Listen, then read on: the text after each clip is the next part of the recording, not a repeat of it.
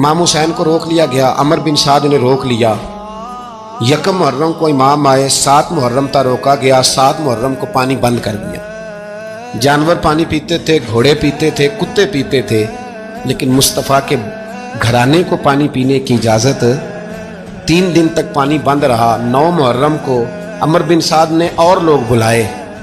Shimmer बड़ा सख्त आदमी था, संग दिल बदबख्त, जिसने हजरत अली असगर के गले पर तीर मारा था, वो और लश्कर लेके आया।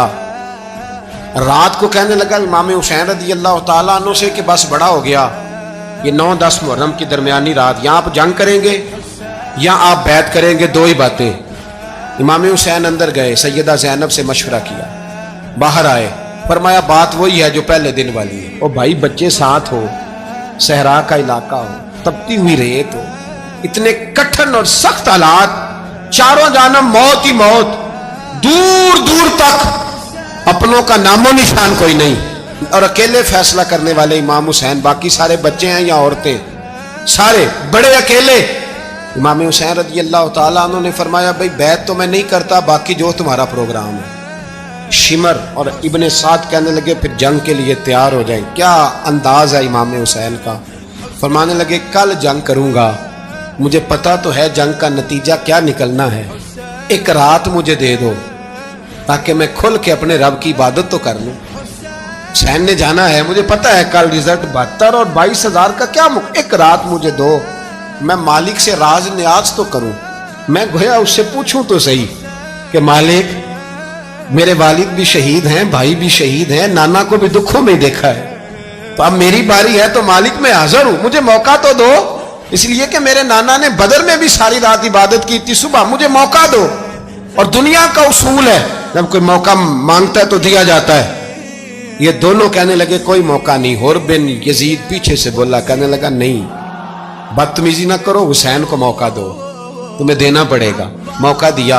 हुर बिन यजीद ने फिर मिन्नत की, कहा हुजूर आप मेहरबानी करें मान जाएं। फरमाया मानने वाला खाता कोई नहीं।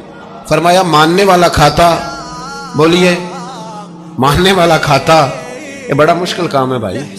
ज़मीर का सौदा अब तो आम हो गया, बाजार लगते हैं, रेट लगते हैं, अपनी अपनी चाहतों पे लोगों ने अपने अपने अंदाज सजाए हुए। कोई आदमी बस अच्छे तरीके से नाम ले ले तो बस हम उसके पीछे चल जाते हैं। अब तो आम हो गया ये मामला। इमाम हुसैन ने फरमाया हो ही नहीं सकता, मुमकिन ही नहीं है। सारी रात इबादत में गुजरी, रियाजत में गुजरी। तहज्जुद का वक्त हुआ तो घर वालों को बुलाया, फरमाया देखना तुम्हारी सी की आवाज ना बाहर आए, खबरदार सी की आवाज ना आए। और इमाम ज़ैनुल आबिदीन से फरमाया तू बीमार है, तू जिहाद नहीं करेगा, लेकिन ख्याल रखना पीछे। और बड़ी कीमती बात बता रहा हूँ, हमारी बीवियाँ किसी के घर मैयत हो जाए तो 4 दिन बुखार नहीं उतरता।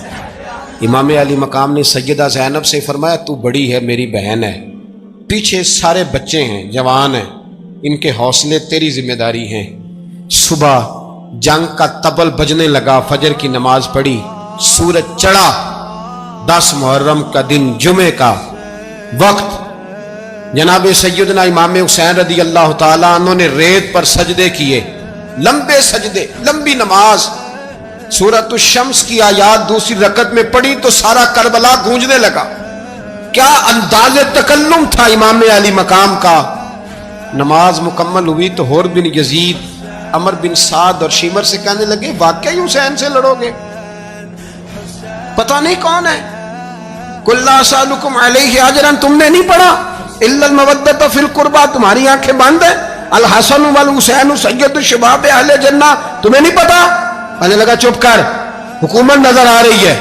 और बिन यजीद कहने लगे फिर मेरा भी फैसला सुनो, मुझे हुकूमत नहीं चाहिए, मुझे जन्नत चाहिए, हुकूमत नहीं चाहिए। इमाम हुसैन की पहली फतह देखें, और बिन यजीद एड़ी लगा के ना यजीद के लश्कर से निकल के इमाम हुसैन के लश्कर में शामिल हो गए। और पहला शख्स जिसने इमाम हुसैन को रोका, इमाम हुसैन के नाम पर पहला सर भी इसी शख्स ने कटाया।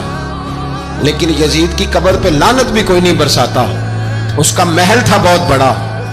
लेकिन जब लोग करबला में इमाम हुसैन को सलाम करने जाते हैं तो कदमों में हुर बिन यजीद का मज़ार भी बना हुआ, उसको भी सलामी दी जाती है। और अब हम अकेला हुर बिन यजीद नहीं कहते, हम कहते हैं हुर बिन यजीद रज़ी अल्लाह ताला।